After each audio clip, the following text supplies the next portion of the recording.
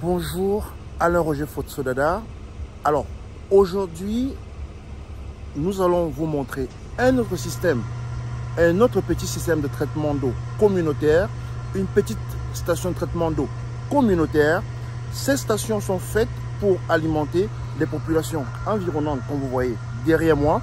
Cette station est faite pour environ 10 000, entre 10 000 et 15 000 habitants, et elles sont faites pour que tout le monde puisse avoir l'eau, accès à l'eau potable en continu, en qualité et en quantité. Je vais vous faire voir autant que se peut, autant de stations que possible, comme celle-ci, pour que nous puissions comprendre qu'en Afrique, la solution pour qu'on puisse avoir accès à l'eau potable en continu, c'est de multiplier des petites stations comme celle-ci dans nos villes, de diviser nos villes en districts pour que tout le monde soit le plus proche possible de sa source d'approvisionnement en eau potable. Visitons.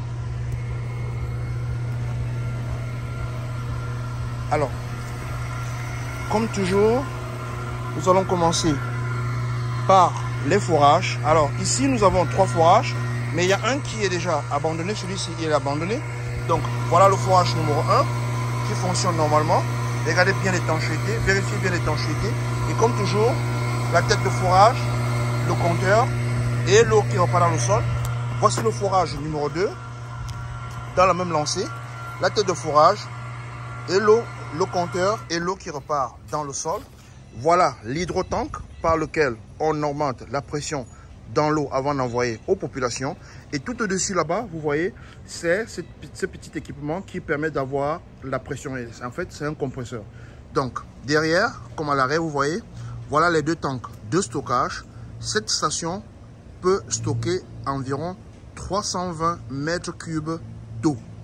Donc, 320 mètres cubes d'eau.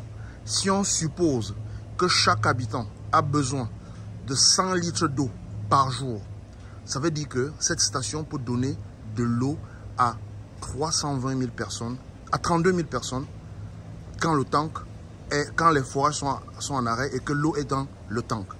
Donc, voilà à peu près la capacité de stockage ici, 320 mètres cubes. Donc, après les tanks, je vais vous montrer ici les produits de traitement. Nous avons ici, nous avons tout d'abord ici le premier produit de traitement qui est là. Je ne vais pas donner le nom. Voilà le premier produit ici. Ensuite, nous avons les autres produits ici. Là, voilà les bacs où sont stockés ces produits avec les pompes qui fonctionnent. Donc, elles dosent en fonction de la demande en eau, de la production du fourrage.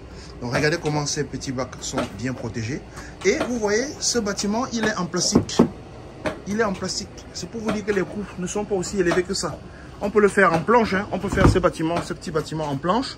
Donc, on n'a pas besoin de faire, je ne sais pas trop quoi. Donc, là, après cela, on a ici la salle de contrôle. Je vais vous montrer la petite salle de contrôle.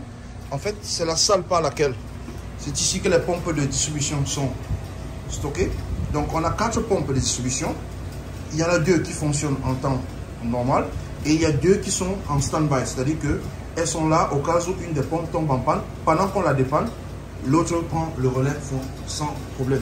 Et puis là, on a le tableau des opérations. C'est ici que tous les équipements sont connectés. C'est ici qu'on peut commander le tableau de commande de tous les équipements. Donc, voilà la petite salle de commande. Et le tour est joué. Le tour est joué. On n'a pas besoin de grandes choses pour avoir une station de traitement d'eau. Voilà.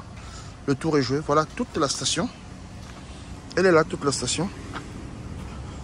Elle est là. Toute la station est là. Là, voilà. Toute la station. Toute la station est là.